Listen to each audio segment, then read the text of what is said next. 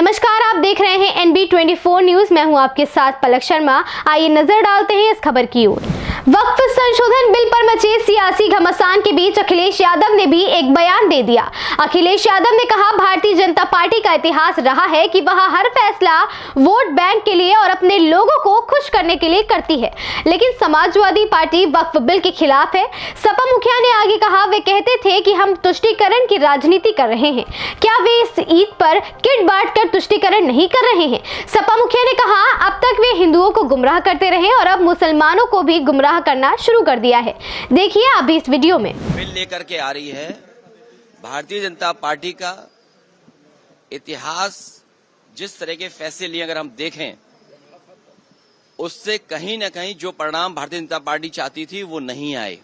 Bharatiya Janata party का हर फैसला vote के लिए, अपने लोगों को खुश करने के लिए।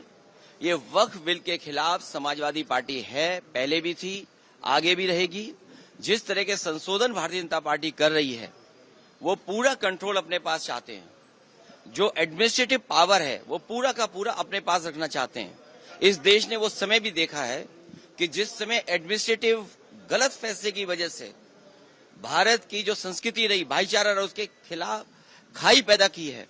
और अगर हम इनका जो फैसले लिए अगर पलट करके देखें, एंग्लो इंडियन बिल जिसमें कि सदस्य एक बनता था, चुन करके आता, वो अपॉइंट होता था, वो बिल ले लिया वापस। वो आरक्षण छीन लिया, आरक्षण एंग्लो इंडियन का छीना। नोटबंदी से रुपया छीना, लेकिन भ्रष्टाचार बढ़ गया, रुपए आज भी निकल रहे हैं। जीएसटी कानून लाए, उधर व्यापारियों का सब कुछ छीन गया। दिन भर वो केवल जीएसटी का चक्कर काट रहे हैं। तो जीएसटी हो, नोटबंदी हो या अन्य फैसले हों, ये छीनने का काम करते हैं, लोगों का कुछ न कुछ छीनने का काम करते हैं। वक्फ के माध्यम से ये कहीं न कहीं संदेश ये देना चाहते हैं कि अपना वोट बैंक ठीक कर लें, क्योंकि नौकरी दी नहीं, रोजगार दिया नहीं, किसान की आय दोगुनी हुई नहीं, तो इनका वोटर भी इनसे नाराज है। देखिए, जिस वोटर को ये तुष्टीकरण कहते थे, हम लोग तुष्टीकरण कर रहे हैं, क्या ये तुष्टीकरण नहीं दे रहे हैं? कर रहे हैं किट बांट करके। अभी ईद पर जो किट दी है, क्या ये तुष्टीकरण में नहीं आएगा? क्योंकि इनको पता है इनका वोट खिसक गया है।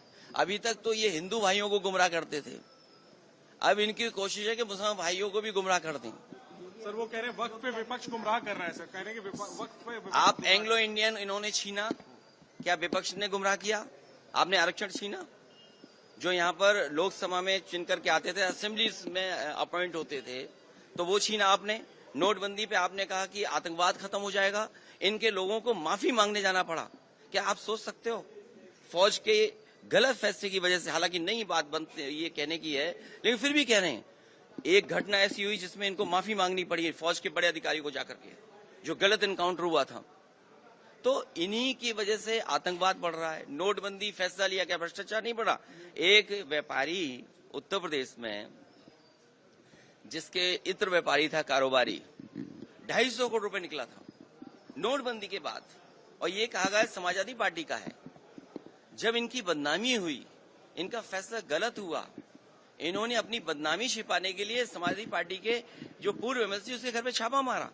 तो जीएसटी सरलीकरण कह रहे थे। इसी लोकसभा में आजादी की तरह जश्न मना था जीएसटी का। जीएसटी से क्या व्यापारी संतुष्ट है?